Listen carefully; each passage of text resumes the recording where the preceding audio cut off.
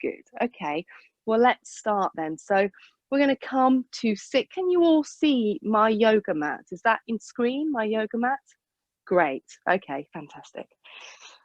So let's come, and I think hopefully you will have all seen the message that came up that to either have, if you've got yoga blocks, one or the other works, or you can have, I'll try not to shout because I've got the microphone in, haven't I? I don't have to call loudly to my phone, or a book of a similar size will be useful, and a strap, and either a towel or a blanket. So if you haven't got any of those, quickly grab those things. We may or may not use them, but it's good to have them ready.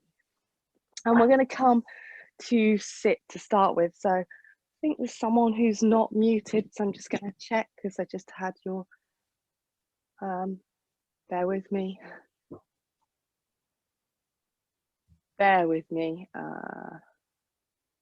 I'll just make sure we're all muted. Great, we're ready to go. Okay, so we're in Sukhasana.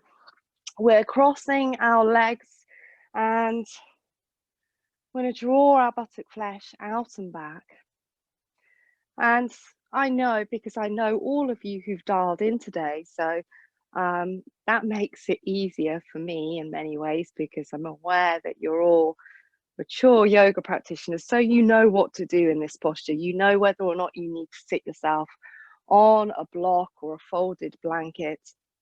So if you're feeling collapsed in the lower back, take that support. Take the support that you would normally take underneath your shins as well if you need that support. And then rest your hands on your knees, close your eyes, come into your breath. And allow the breath to flow with ease.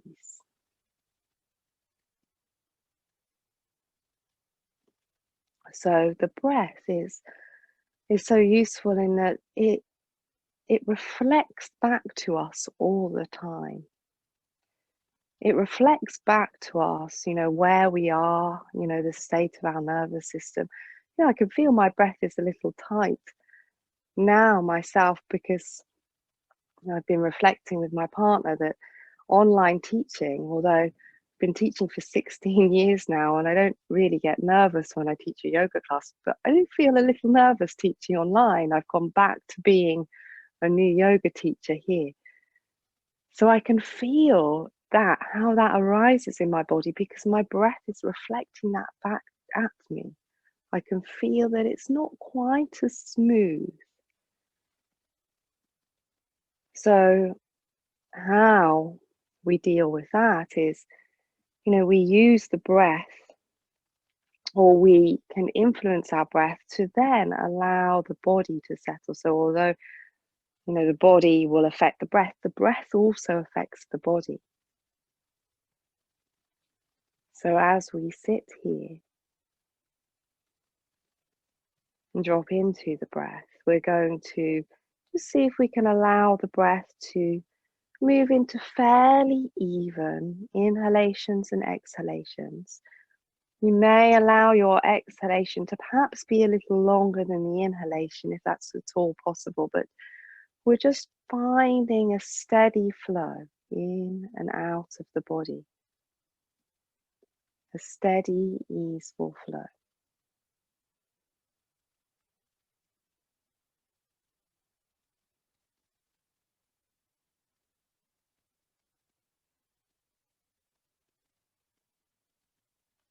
And that steady, easeful flow will hopefully guide your body into an experience of steadiness, sthiti.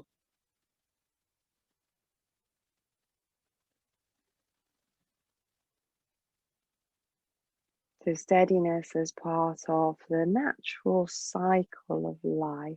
We are, moving through times that are less steady.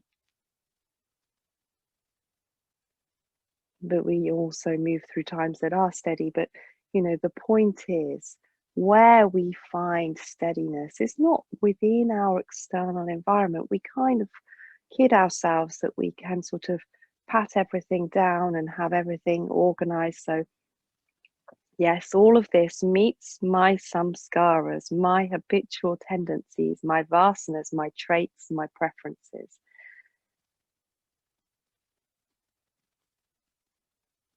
But it's a very, very sort of wobbly means of maintaining steadiness because, we are not the agents of control of the whole of our lives. How life responds to us gives us the illusion most of the time that we are, but our life is impacted by every other being that is part of that. Have you been able to get toilet roll, for instance? That's not necessarily a product of your action of going to the shop to buy toilet roll, but it's actions of others. So we are not separate, even though we are living this strange life of semi-isolation here at the moment. It's still being impacted by others. It's still impacted by the earth, by the air, by the space around us. So the only true way to find steadiness is to go into our center, to come into the heart space.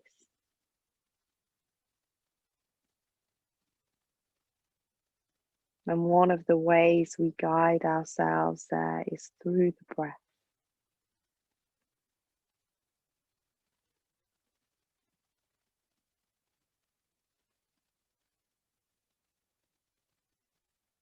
So hopefully our breath has started to settle. Mine has settled much more now just because, I'm choosing to give my awareness to the breath. I'm choosing to move myself into a state of integration.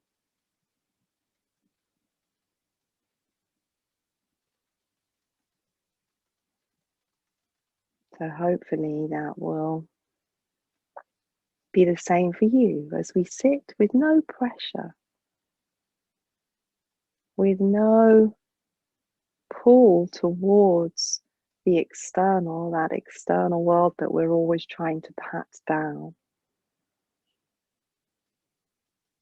But just an orientation in towards our heart center, the Hridaya.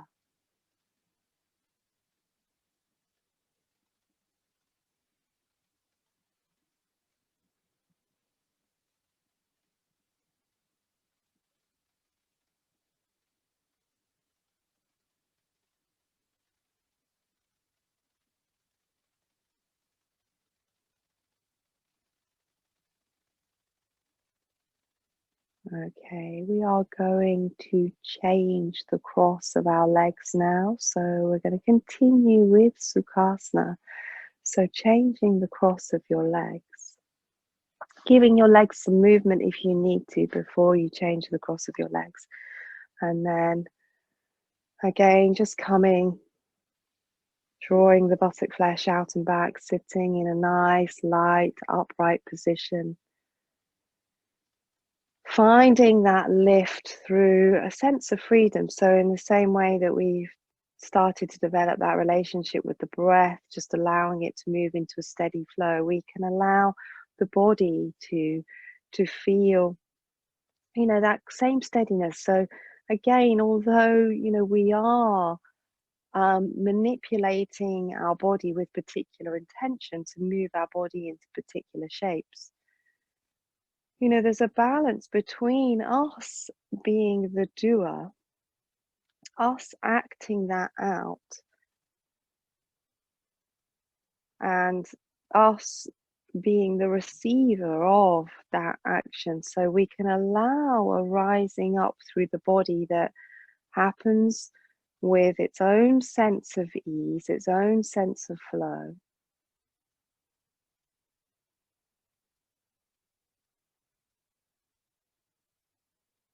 as a continuum of internal flow of energy moving through.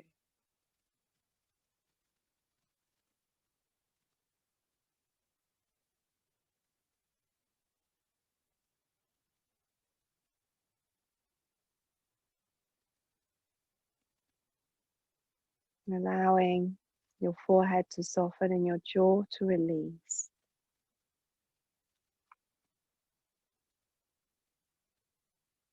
So we soften that, externally facing boundary between our internal world and the external, what we label as the internal and external. It all tends to pass through the face. So if we allow our face to soften and relax, we can allow more of a free flow of our awareness between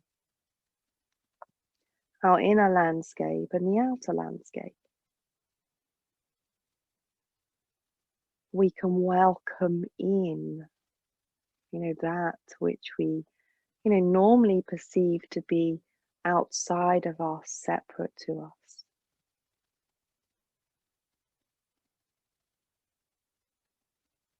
And as we go into our own center, we can recognize that although deeply intimate and personal, it is a portal for opening out into, all of our centers. So when we're drawing into our center, we're all drawing into the same place, each of us here now practicing.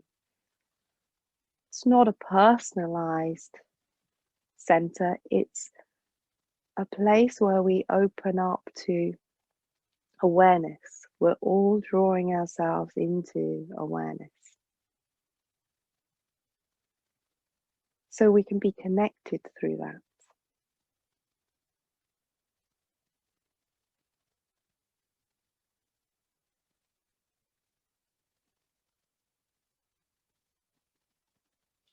So I'd like you to take just a few more breaths here, steady, slow breaths in Sukhasana.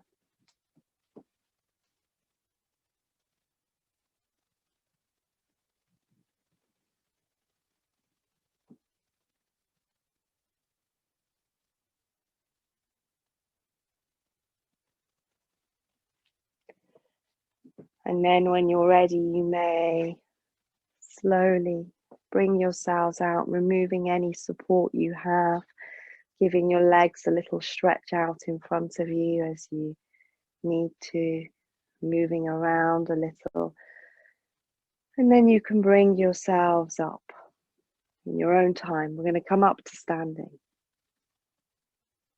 Okay, so we're going to come up to standing in the center of our mat.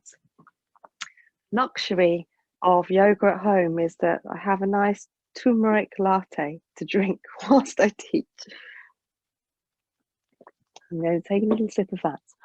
And we're going to come up to standing. So in your own time, come up. So I'll give you time. This is one of the skills I'm learning. This fast learning curve of online yoga teaching is to, keep the space. So it's easy for me to perhaps rush into instruction quickly, but, know that you've always got the space. If I'm sort of ahead of you, it's fine.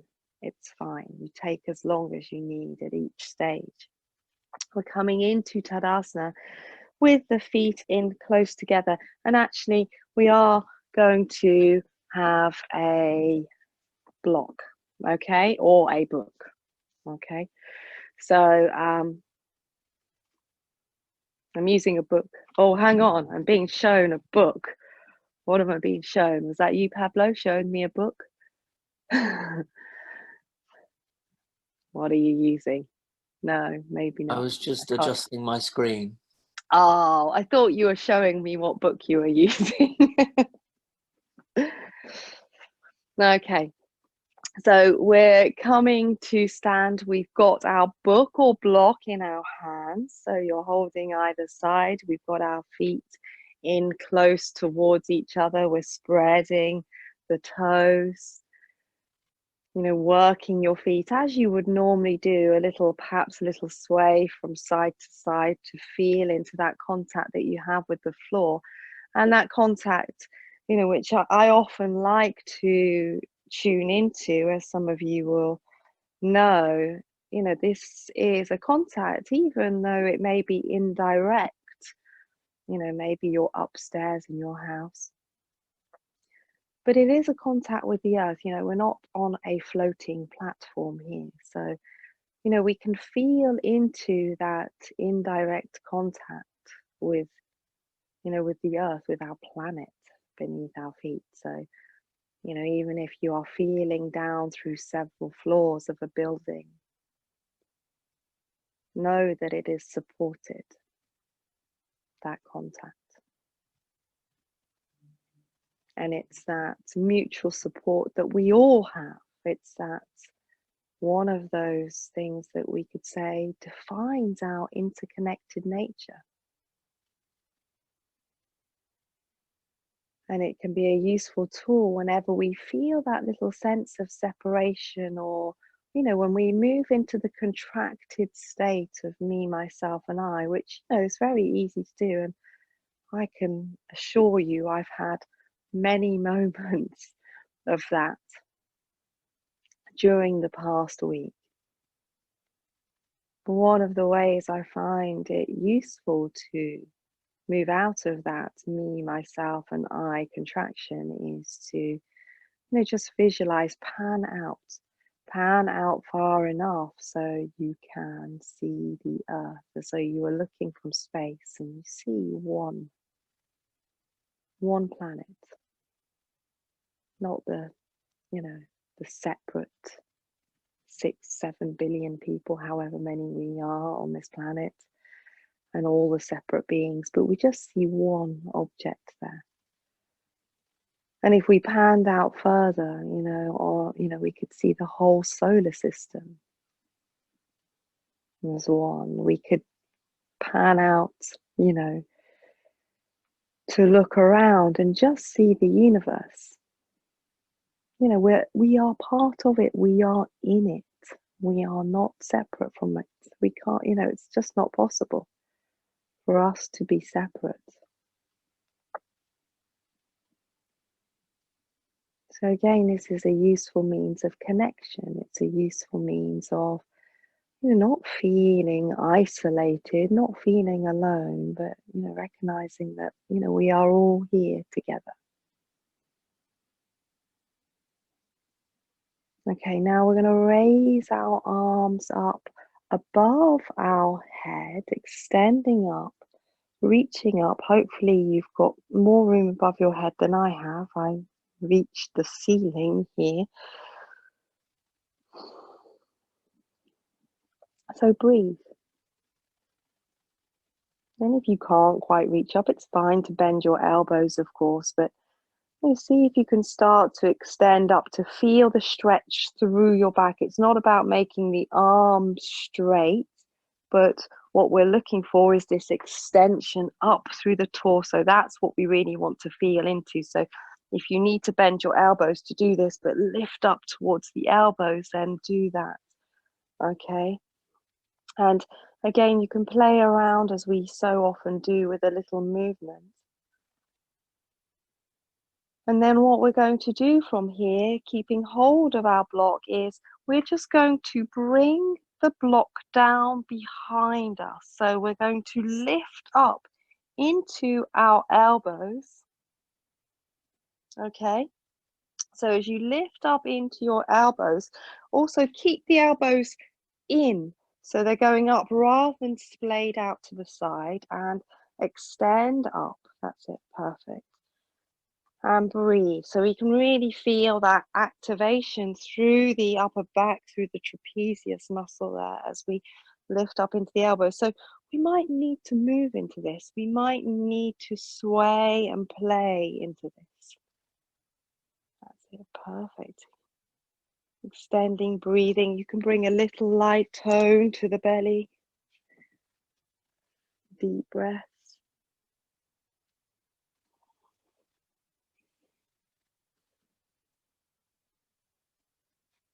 Okay, and then extending your arms back up, and then slowly bringing your arms down. You're going to keep hold of your block, but make sure you're not gripping too tightly. So if you need to wiggle out your fingers, wiggle out your fingers. That's it, perfect.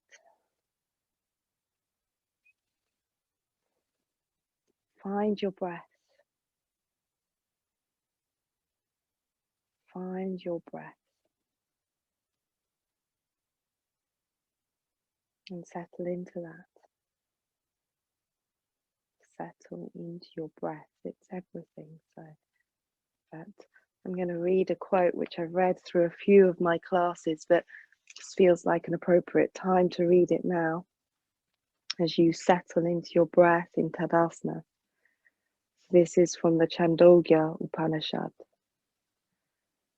Breath is greater than hope, just as spokes are held together in a wheel hub. Everything is held together in the breath. Breath moves by breath. Breath gives it to breath. Breath is father, breath is mother, breath is brother, breath is sister, breath is teacher, breath is Brahmana.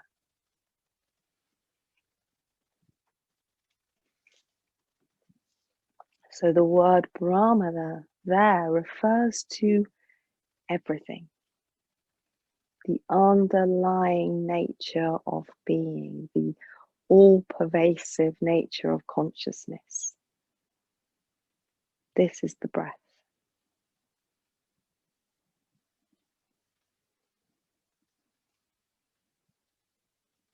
Okay, now we're going to turn ourselves towards the short end of our mat, and we're going to take a little step back on our mat. So bringing yourself to one end, so you've got plenty of space behind you. Perfect. And then we're keeping the block in our hands in front of us, and we're going to step back our right foot. So take a big step back, and as you take that big step back, I want you to look down at your feet as we would normally do in these postures that face the short end of our mat, to make sure that we've got space across the width of our mat. So that front foot, your left foot, I think I directed you to take your right foot back. So that will be moving over towards the left side of your mat, or moving over towards the outside of the mat if it's your right foot. Okay, so that gives us space across the pubic bone. It allows this back hip to be able to draw forwards.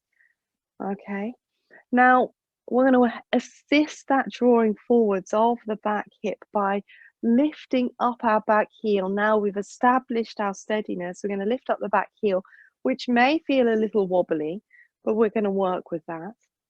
Now, one or two of you might need some padding on the floor ready for your knee, so grab your towel or blanket if you think you need that, because the back knee is going to come down to the floor. Maybe if you've got carpet, you probably won't need that padding, because it will be more spongy than you're used to in a yoga class. Okay, now our action is going to be, I'll just show you briefly. So we're going to bring our arms up. What we're going to do is we're going to extend forwards through the front knee. We're going to bring the back heel down, and as the back knee comes down, we're going to lift up into the elbows, bringing the block behind our head and really lifting through the front of the body.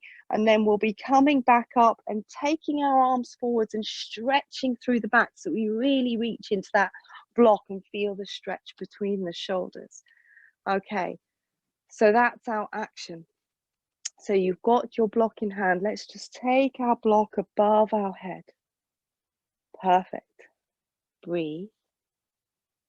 Just, embrace any wobbliness that's here. It's okay. Our steadiness comes from within, deeper within.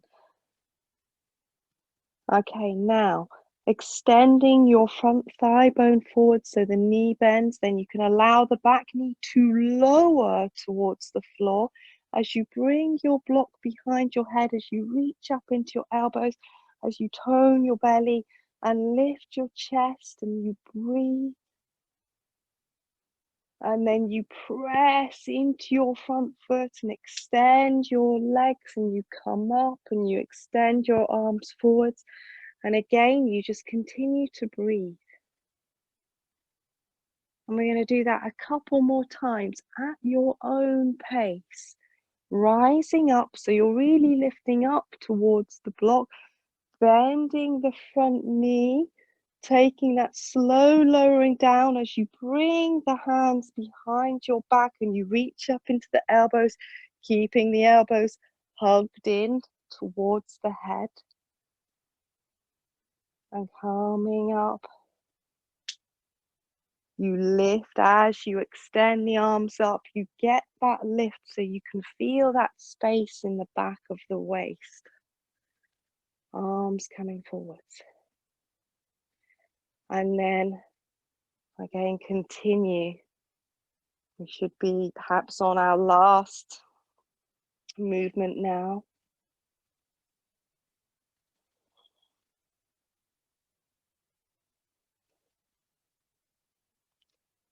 And then pressing in, coming up. Arms forwards when you're ready. And then just slowly releasing your arms down, letting them rest. You may step your back foot forwards. Perhaps shake it out through the legs as you need to. Release the shoulders, soften your forehead, release your jaw, standing with your feet around hip width apart for a few moments, so you can find some steadiness through the body.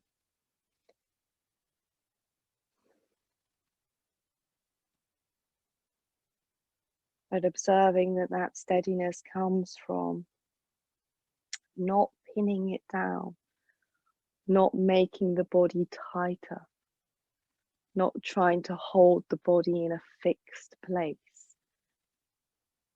But it comes from the dropping into our breath. It comes from the feeling our body, our relationship with everything is a relationship that comes through the senses. Our whole interaction with the world is an interaction that is passed through the field of our senses, the tanmatras, as they're called in yoga. So we allow the senses to be sensitive, not in a way that we might think of as being hypersensitive, but just being awake, allowing ourselves to feel, to listen, to see, both metaphorically and literally, to even taste our posture, so it's like, we can consume this practice into our being to full experience.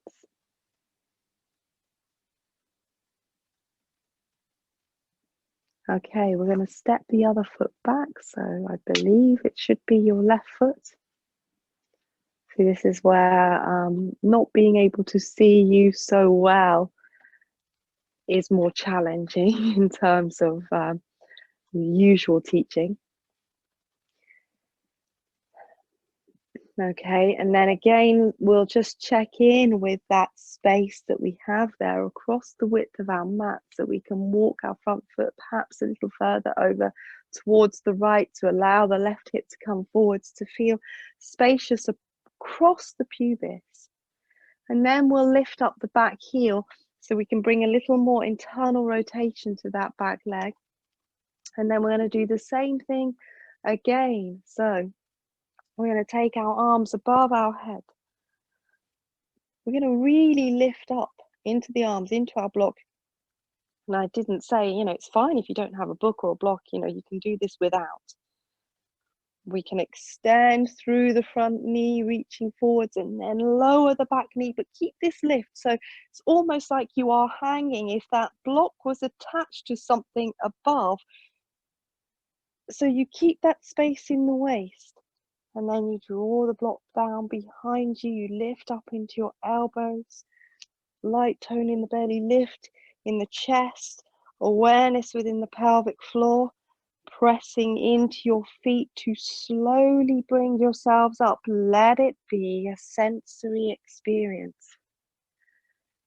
Feel every stage of the movement as a call to awareness, a call into your center. Okay. And then again, lowering down. So we're doing this 3 times. Hands come behind the head, elbows are directed up towards the ceiling. You're breathing.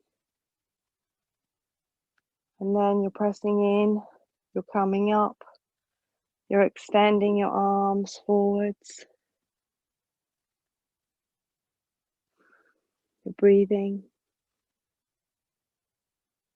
And then one more lowering down. I think we should probably be on our last movement down now. Breathing. So breathing sounds like an obvious instruction to give. Of course we're breathing, we're alive. But it's kind of like a shortened version of breathe consciously is what I mean by that instruction. Breathe with awareness. Not necessarily a particular control, but just with awareness. That's all it requires. Let's step our back foot forwards and take some deep, steady breaths. Give yourselves here.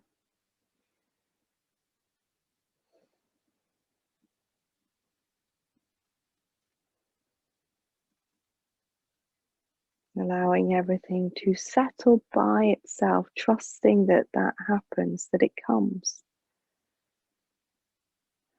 That it doesn't require you to do anything to find that state of settling.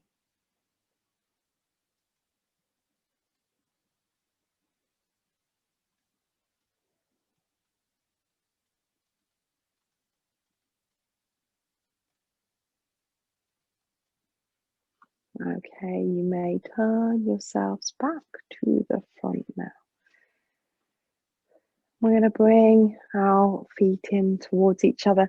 We're going to take our block and again, just move out your fingers if you find that you have been perhaps unconsciously sort of gripping quite hard with your block, and just take your block behind you now so we can feel that broadness that brings across the chest, across the collarbones. I'm coming in a little closer to you.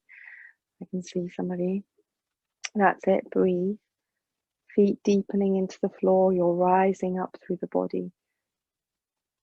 And again, you're just enjoying this moment of space. So there may be a little slight hug in. Now that this is not an instruction for you to do this, you may observe perhaps that there is a very slight hug in of the shoulder blades, but I don't want you to add anything to that. But I want you to see if you can breathe a little space into that area between the shoulder blades, the back of the heart.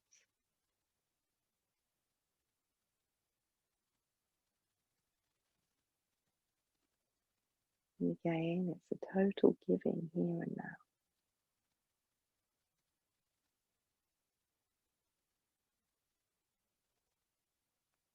Okay, now we'll release our block from behind us. We're going to bring it back in front of us, but we're going to see if we can keep that spaciousness across the chest.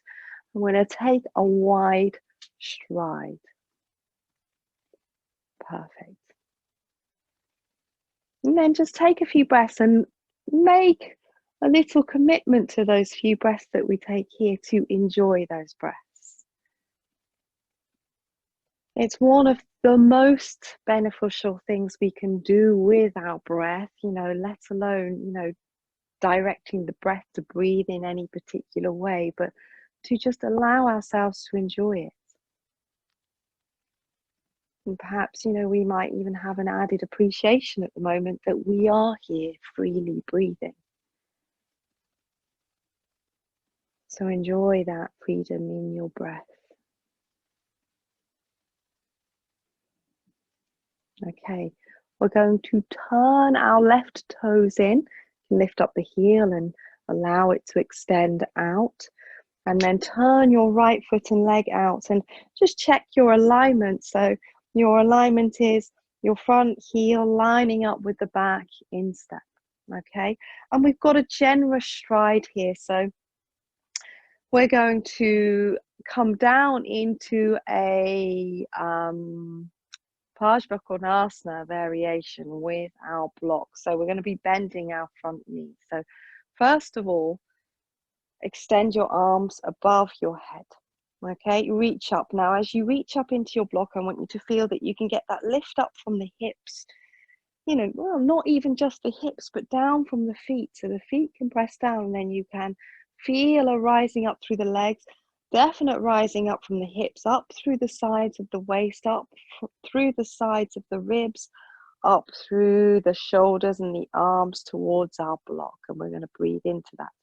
We're then going to bend our front knee. So in your own time, start to extend through the thigh bone. So you want to feel that there's a dropping down, a sinking into the hips, a sinking into the groin area. As that knee extends, a little light tone in the belly. And what we're going to do is we're going to take a little lean over. We don't have to go too far because it's pretty strong. That's it, and breathe.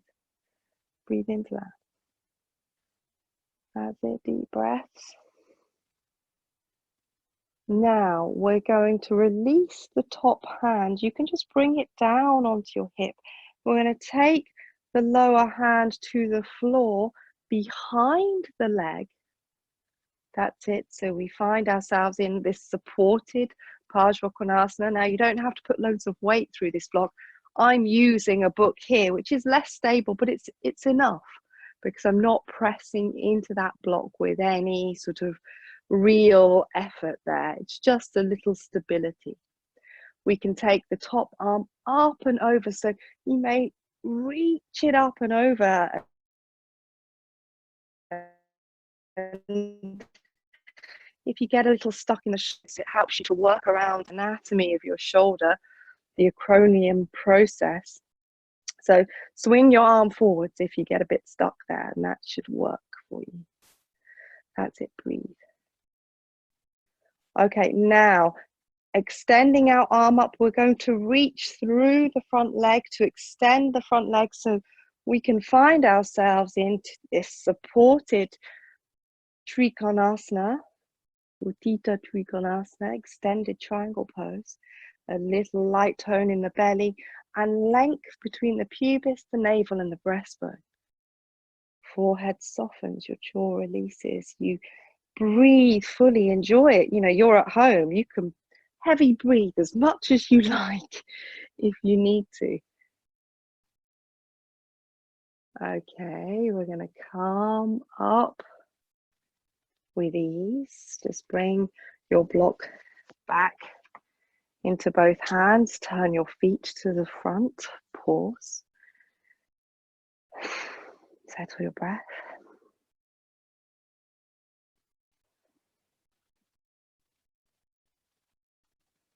And then when you're ready, turn your back toes in. So it's your right toes turning in this time. Heel out, left foot and leg out.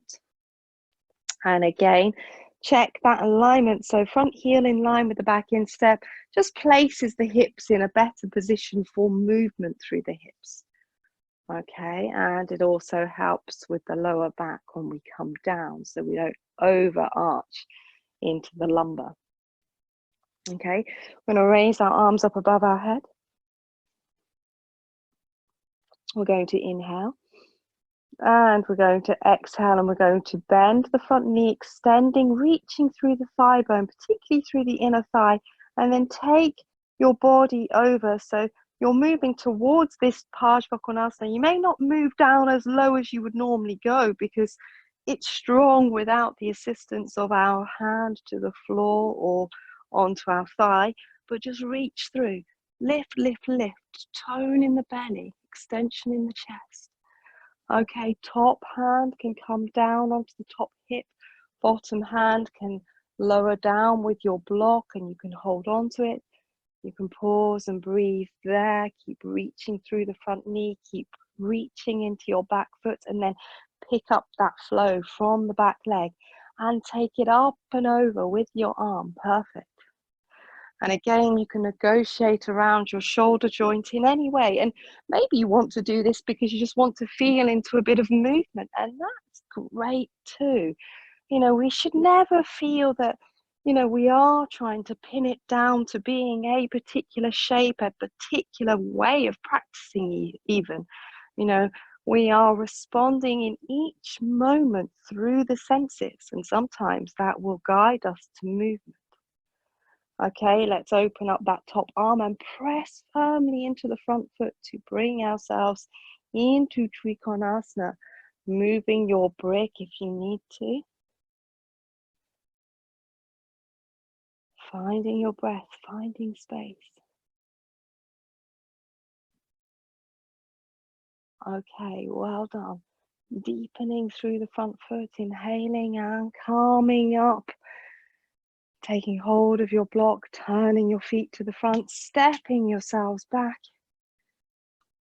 And taking some deep breaths. Feet in towards each other.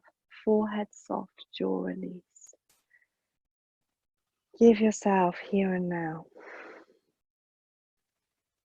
Give yourself here and now.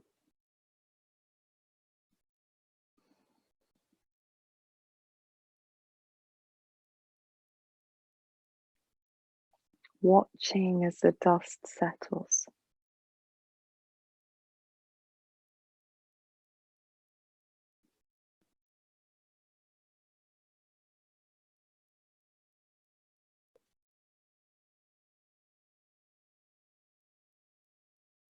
Okay, we'll pop our block down to one side now.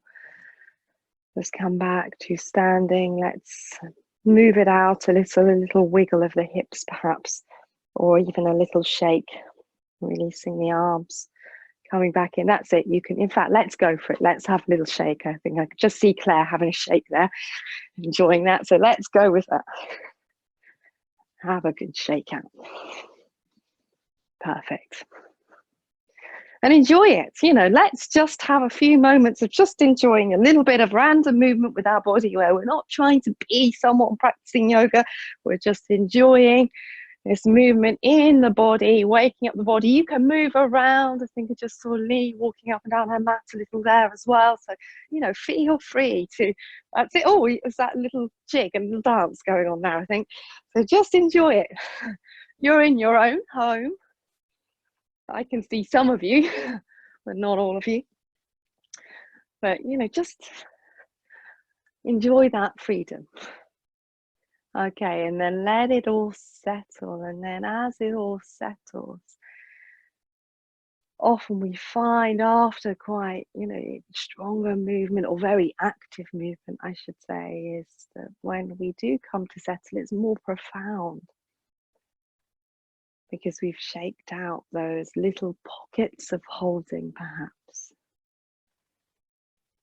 So, you know, giving yourself the space here to, you know, enjoy that profound stillness that follows.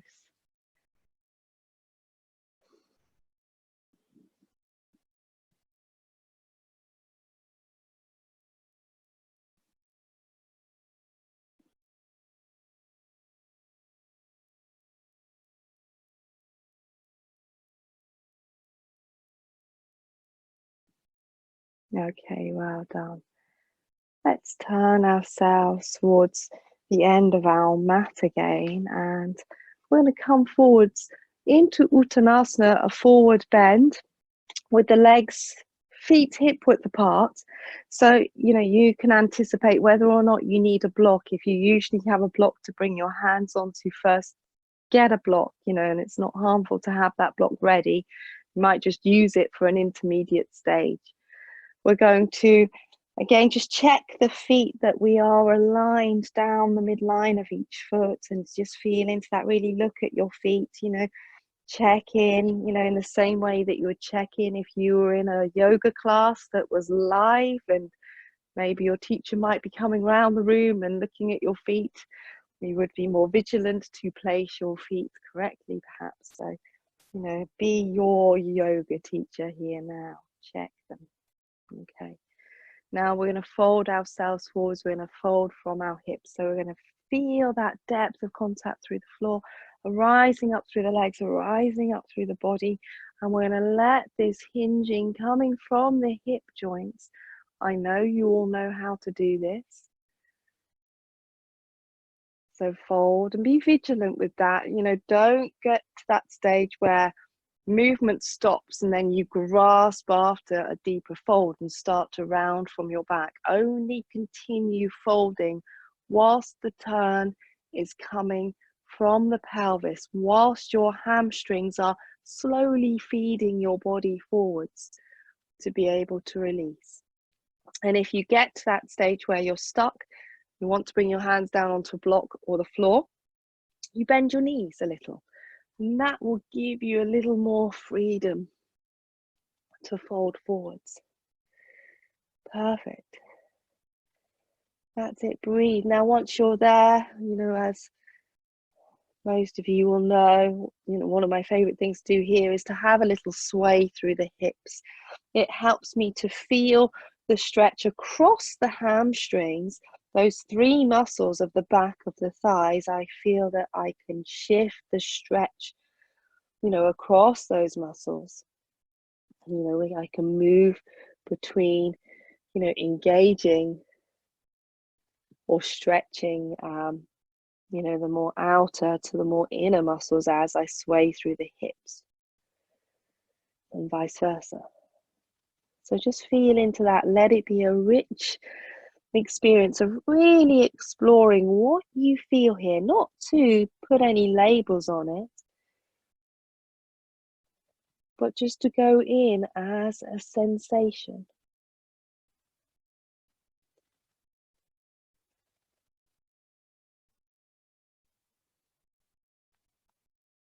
So you have to pay full attention, a little like if, you were to do a blindfold taste test.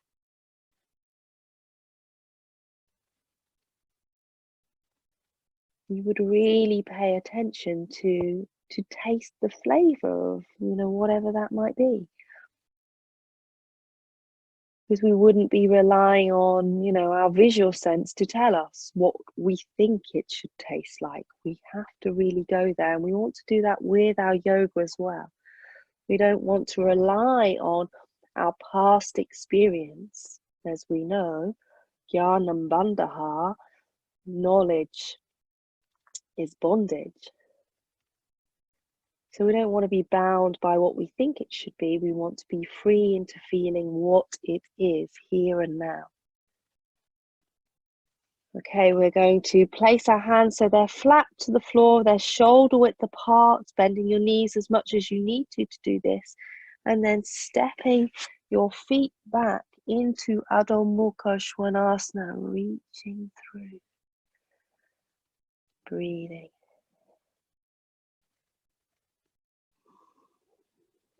And again, that sway of the hips might come naturally, perhaps a bending of the knee, perhaps just a direct extension. So we want to feel that extension, and the way we extend the body is through our purchase that we have with the floor. We are deepening our hands into the floor. We are lifting and extending up through. We're opening our armpits. We're reaching the chest forward, so we're extending through the front of the body. That's fantastically. I can see you there, and Francis, I can see. Some of you are disappearing from the screen. I can just see your little bottom sticking up in the air, but not the rest of your body. but you're all looking good. Okay. And then when you're ready, you may bring yourselves down slowly. Bring your knees to the floor. Be there on your hands and knees. Pause, breathe. Be there with the sensations that are passing through. And this is the point of, what we experience through the senses. Yes, that is, it's a real definite experience. It is our experience of the world, but it's always just passing through.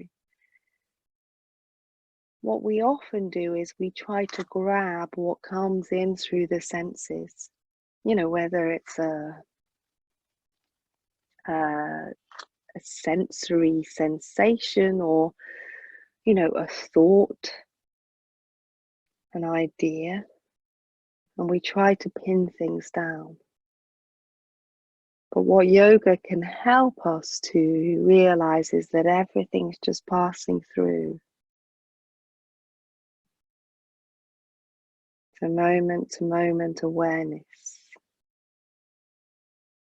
In this moment-to-moment awareness,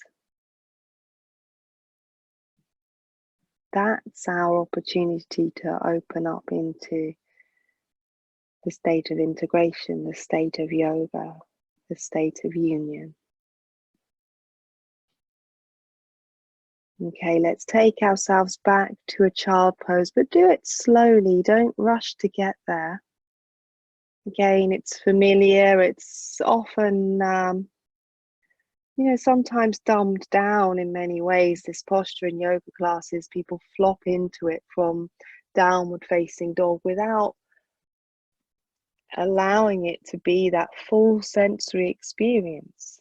And there's almost a switching off that can sometimes happen. So work your way back into it, allowing this release at the top of the thighs, this release at the hips, little extension through the front of the body as you need, and a release down towards the floor. But, if you find when you release your head to the floor, of course, there is a closure in the front body in this posture. There's a gathering in, it's very much a fetal-like position, but also, we don't want to prematurely close. So as we fold down, if you feel that, I've lost a little space that's still available there in my chest, then you may press your hands into the floor, rise the chest up a little, take a deep breath, and then slowly fold back into it.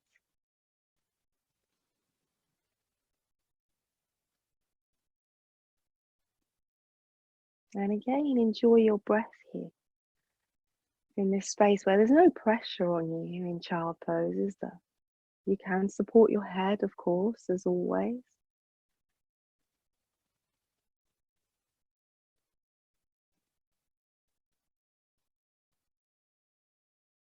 Enjoy your breath here.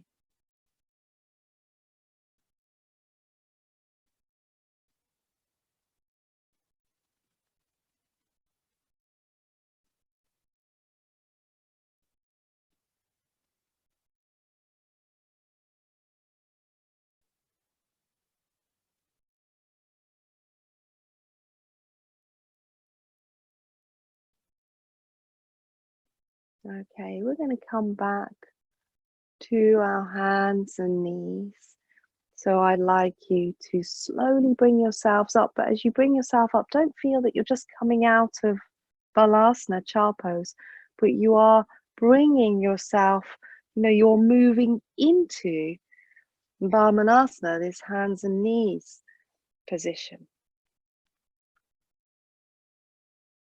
So every moment of dissolution, of samhara, of drawing a posture to a close, opens up the space for shrishti, for the creation of the next movement. It's a continuous, seamless cycle between the creation, the maintenance, and dissolution, the shrishti, sthiti, and samhara.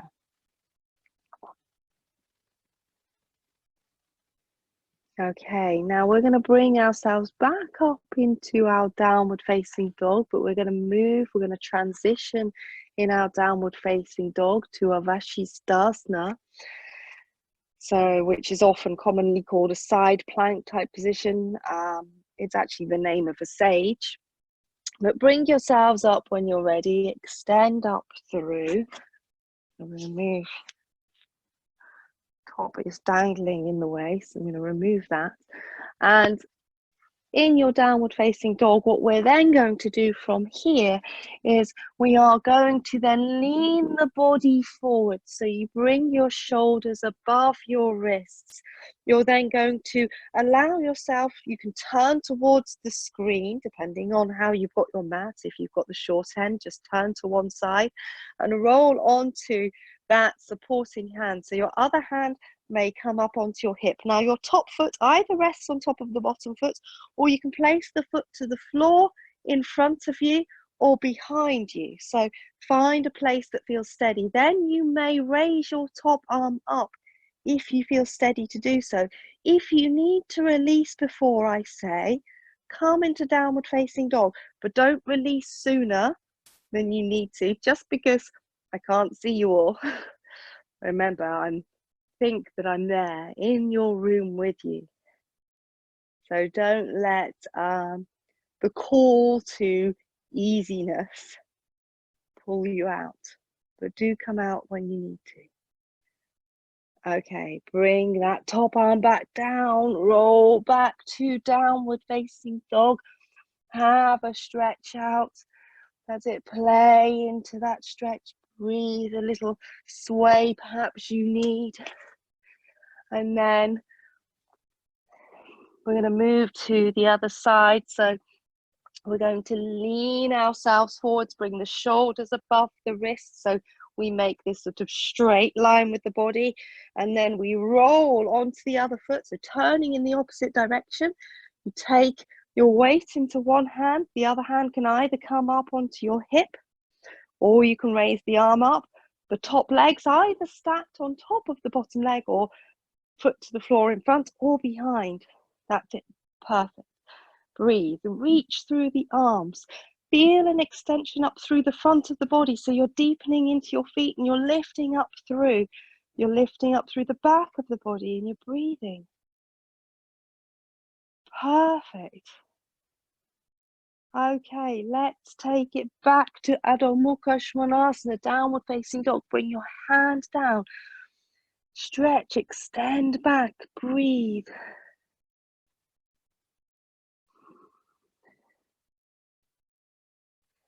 And then again, just slowly bring yourselves down onto your hands and knees. Take a pause here. Slowly come and sit back to Vajrasana. Take a pause here. Let your wrists settle by themselves. You don't have to start to move your wrists. They will release. So let's just rest with our palms facing up. Hands on your thighs.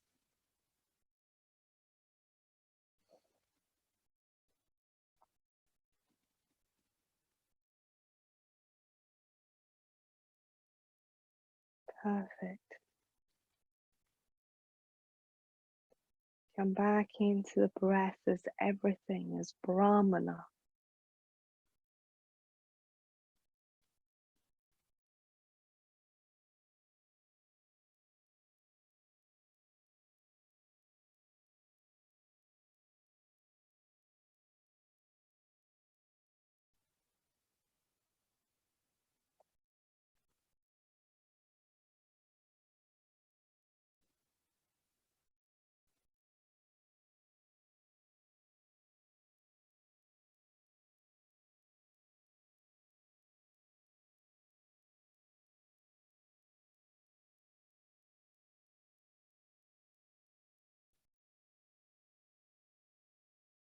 Okay, now we are settled in our breath. I'd like us to, if you're comfortable to stay here, sitting back on your heels, we're going to stay here.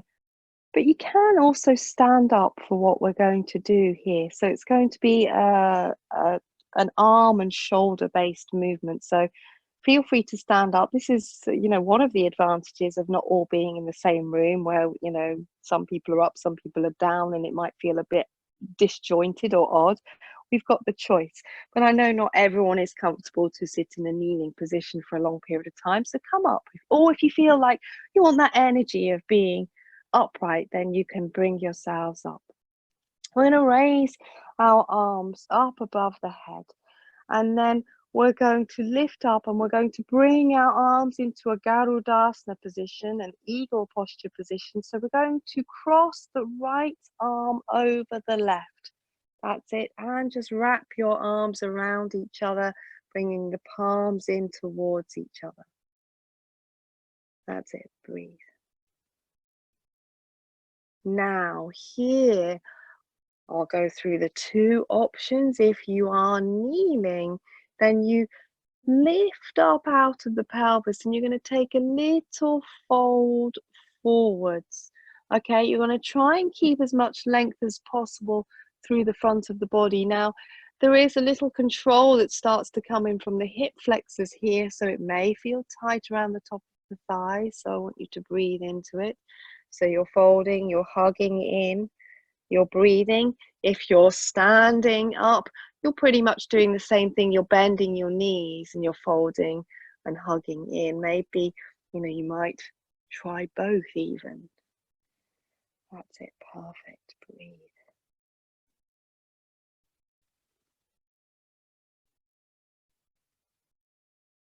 Okay, and then raising your body back up. If you're standing, obviously pressing into your feet to extend the legs. If you're kneeling, you're just bringing your body up. And then you're going to slowly release your arms. Let them hang down by your side. See if you can find space around the whole of the shoulder girdle area, across the collarbones, across the shoulders, across the shoulder blades.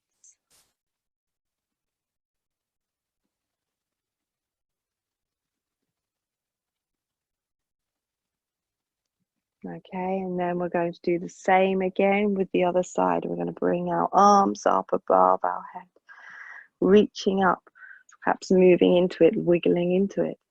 And then you're going to cross your left arm over your right. And it doesn't matter if you've done the opposite arm, as long as you're doing the opposite arm position to which you took for the first side. Hands can come in together, or the backs of the hands against each other. So, that position is fine. If you find it difficult to bring your palms in, I'm walking towards you. And again, if you're kneeling, you can fold yourselves forwards, or if you're standing, again, you fold yourself forwards by bending your knees. And we just curl in a little here. Then we breathe.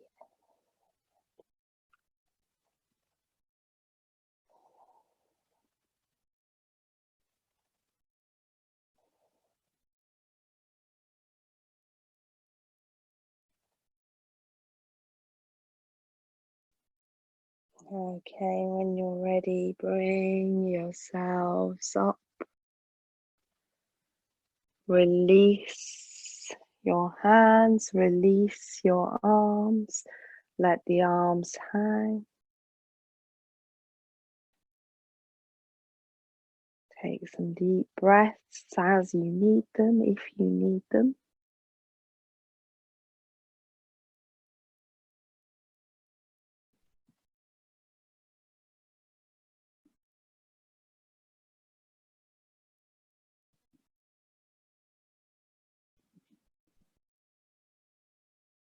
Let everything rest in your breath.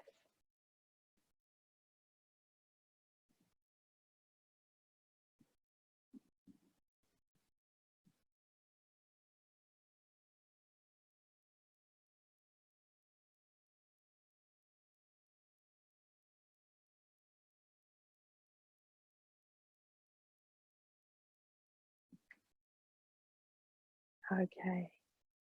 Let's come out of our kneeling posture or standing posture now. We're going to lay ourselves down on our mat. So come down. Pop your equipment to one side so you've got space. Okay, and then bringing yourselves down, you can have your feet on the floor. You can lift up your pelvis and extend it away. And then you can take your arms out nice and wide. Soften your forehead, release your jaw.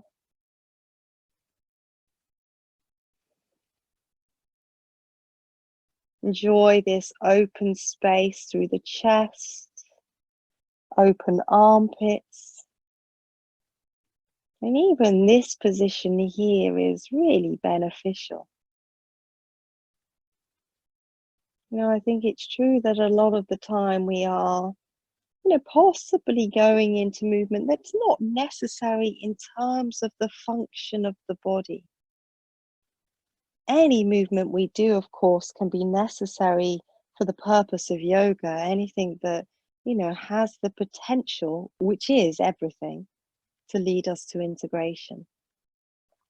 But for the purpose of functionality, sometimes we just need something as simple as lying down with our arms out wide and to, again, consciously breathe.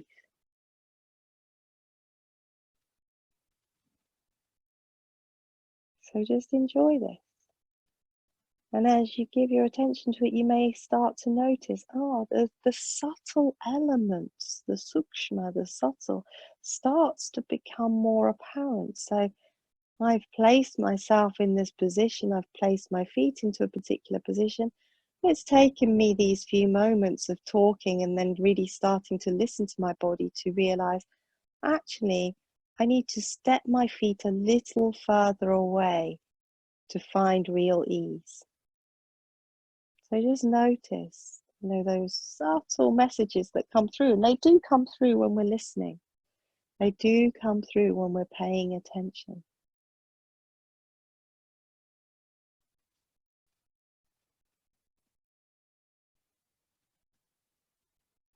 Okay, then you may draw your knees in towards your chest.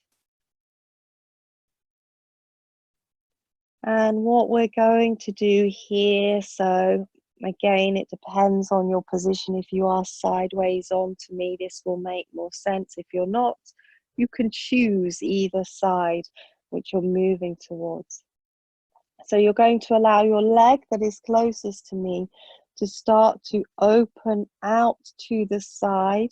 It will only open out so far whilst we keep our pelvis against the floor. So when we get to that point, we're going to let the pelvis move. We're going to let ourselves roll onto the outer hip.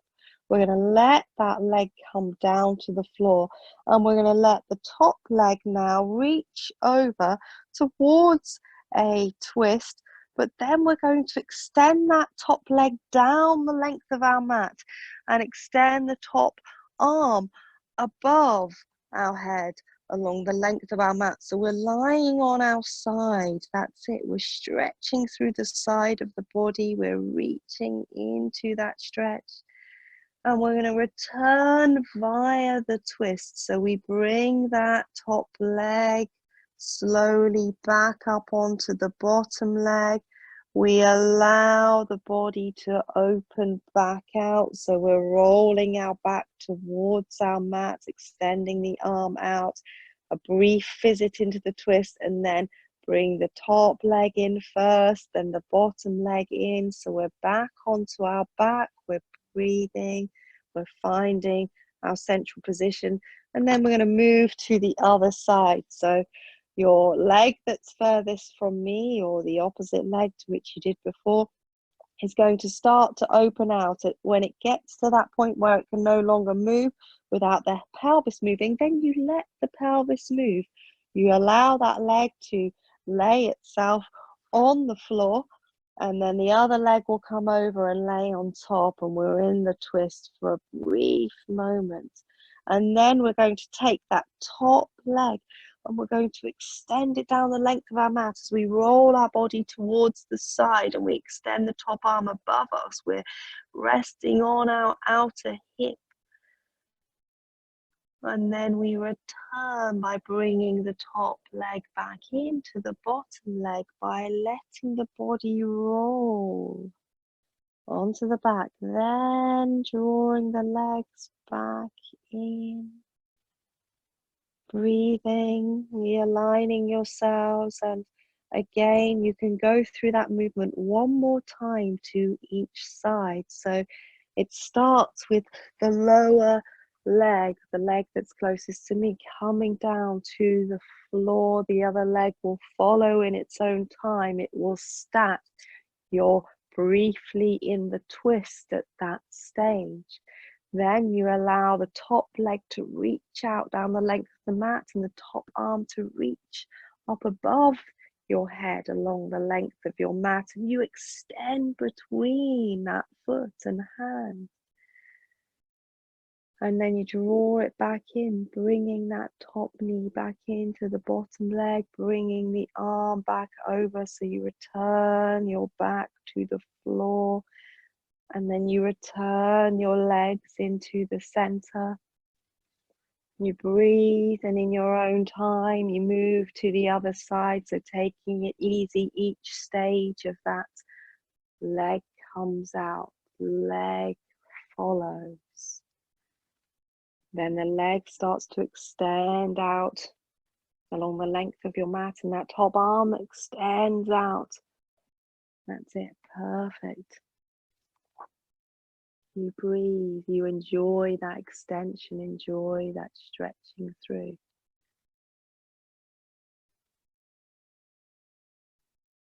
Perfect. And then in your own time, you return yourself. You return yourself to the center. You take a few deep breaths there. Landing your feet to the floor.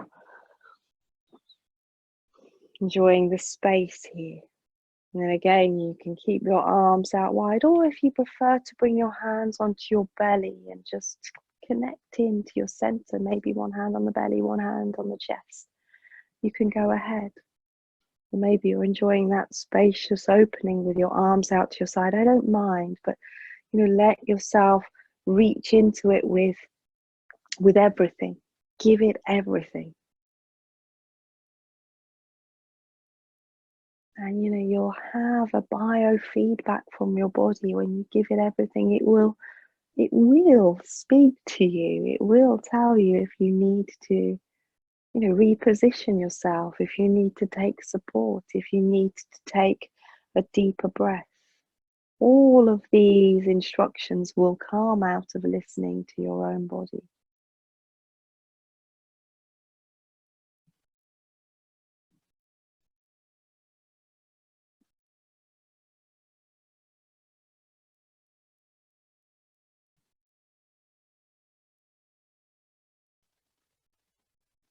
Okay, you may now roll yourselves onto your side and, again, take your time to come up.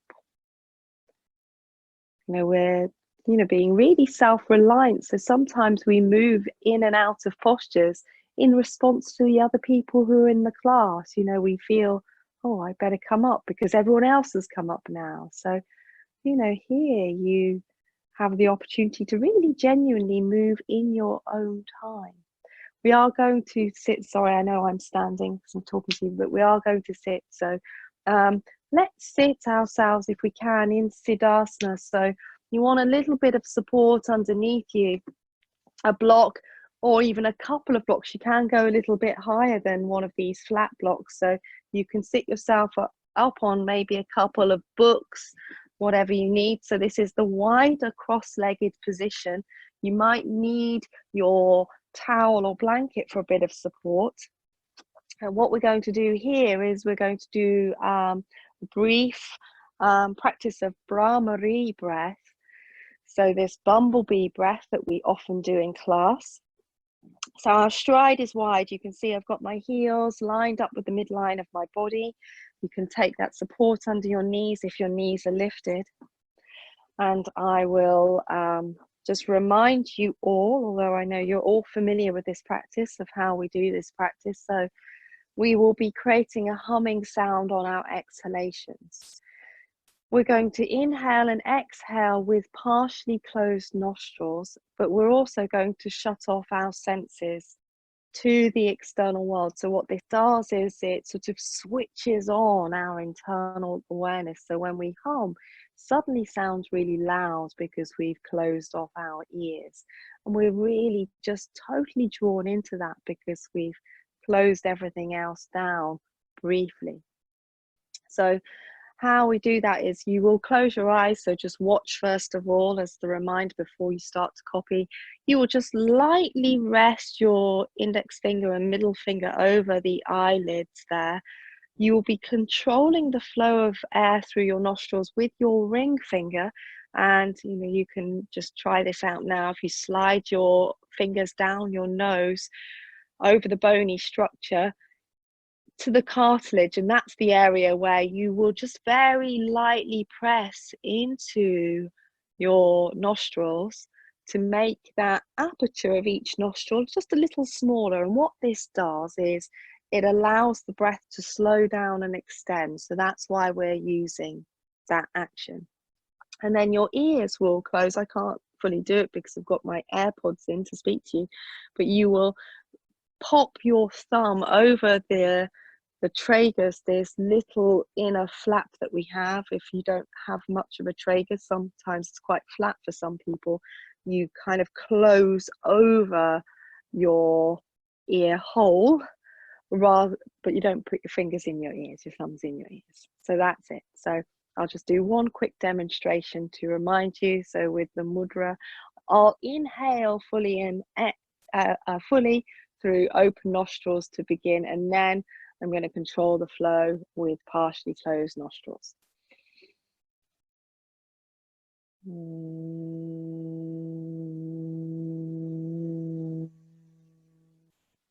So that was half a third of a breath. I didn't want to give the full length because it's a bit dull to watch. It's better to do. So you're going to do 3 rounds of that breath. So when you're ready, and when you've completed, then release your hands from the mudra and rest your hands on your lap so I can see you've completed. So off you go when you're ready.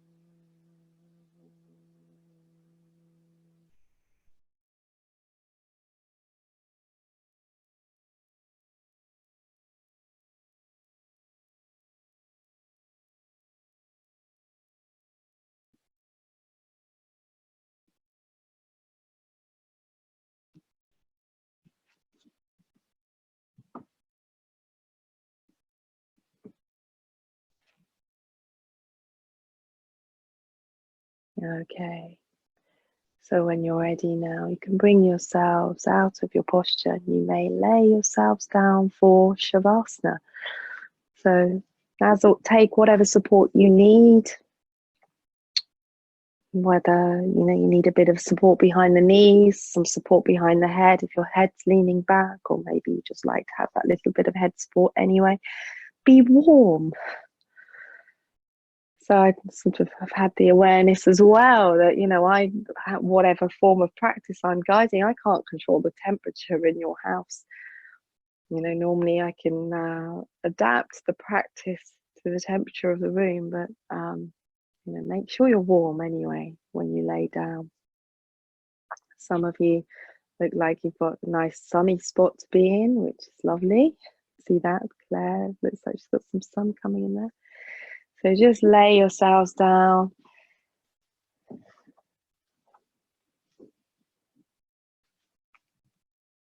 And settle.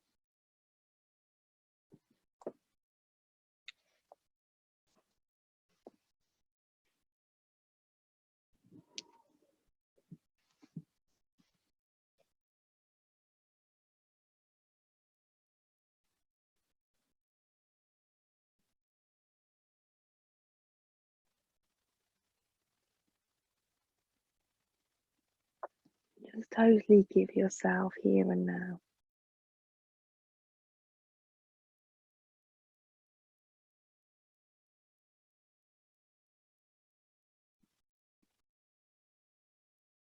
Give yourself to your breath. Give yourself to your body.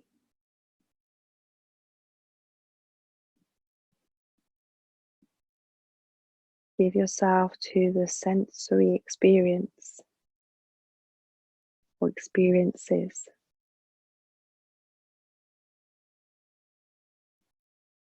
that are present here and now.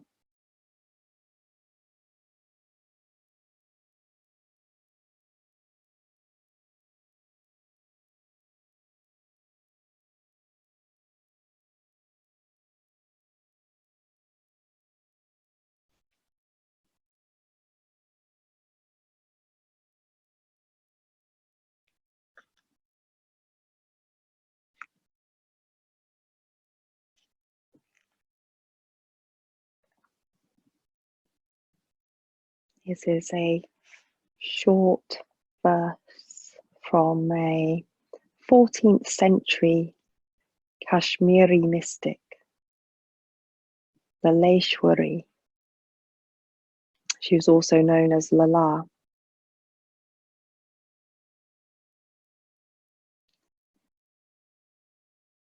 Alone I crossed the field of emptiness, dropping my reason and my senses. I stumbled on my own secret there and flowered, a lotus rising from a marsh.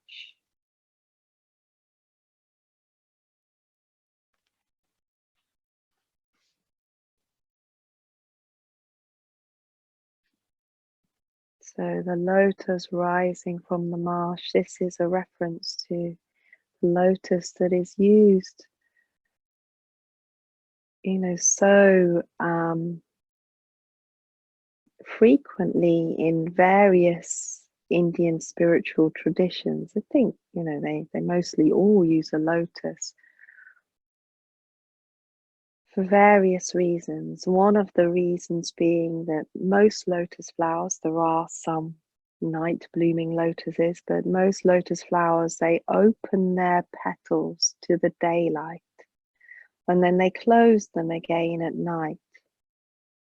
So the significance of that is this opening to illumination, opening to awareness. They also grow out of muddy waters, but the mud or the muddy water never taints the petals of the lotus flower. It rolls off. So that symbolism of being untouched by, whatever the circumstances we find ourselves in.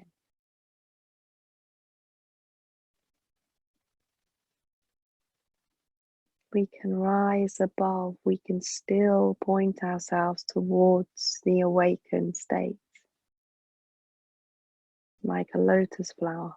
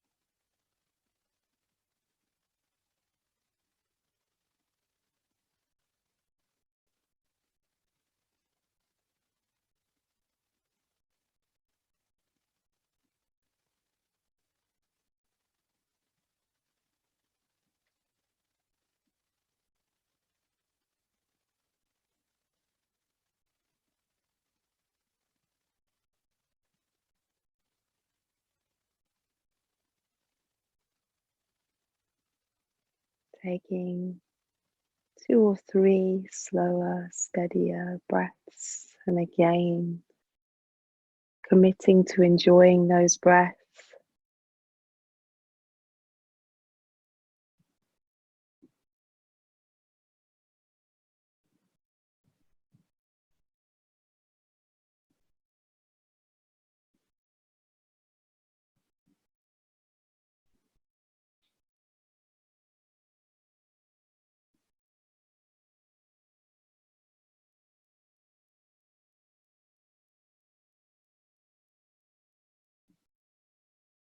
And then when you're ready, bending your knees and placing your feet to the floor. Having another breath here.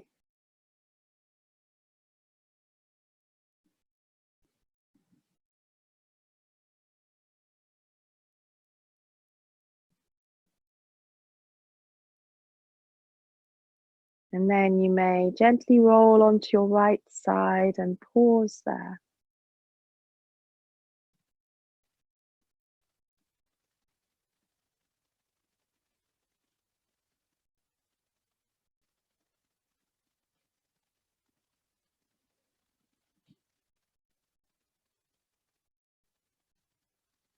And then again, you may roll over onto your other side and pause there.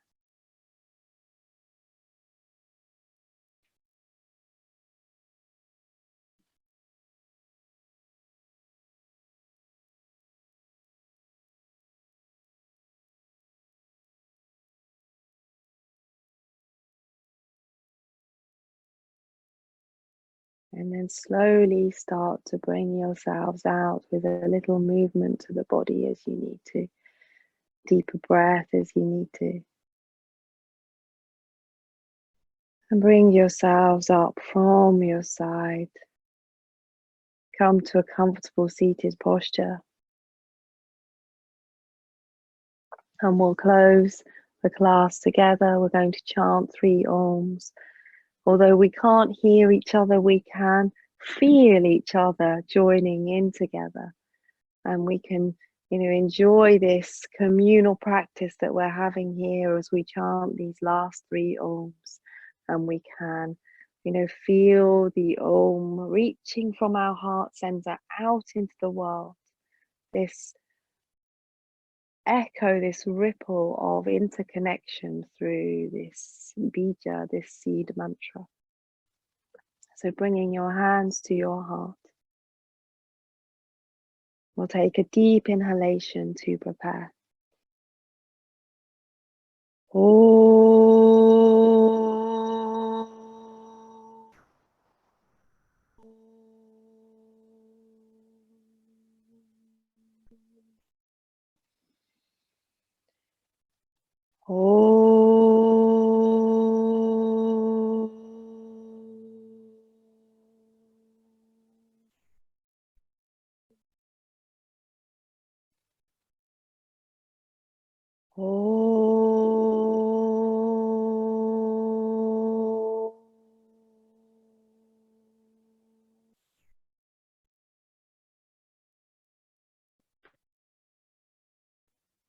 Thank you all very much. Namo Vaha. Namaste. Thank you. I'm coming back to my screen. Feel free to unmute yourself if you want to say bye. I really appreciate you all dialing in.